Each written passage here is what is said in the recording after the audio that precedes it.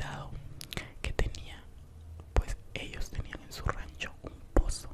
Para los que no saben qué es un pozo, acá los pozos son como,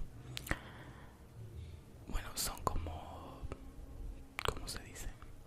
Cisternas, pero cisternas naturales, ¿ves?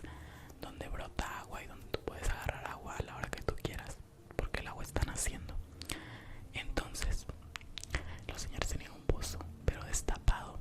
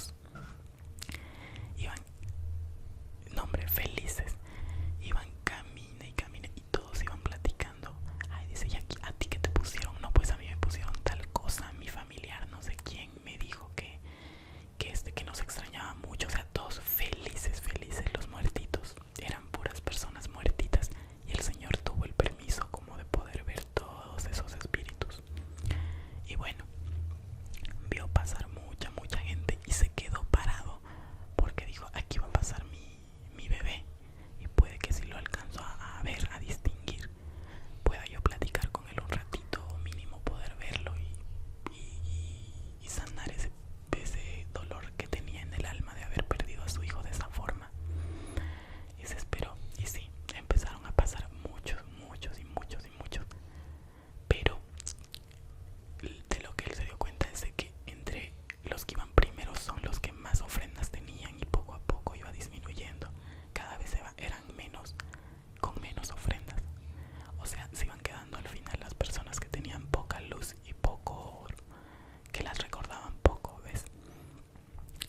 Y entonces ya casi al final iba su hijo súper triste con su abuelita.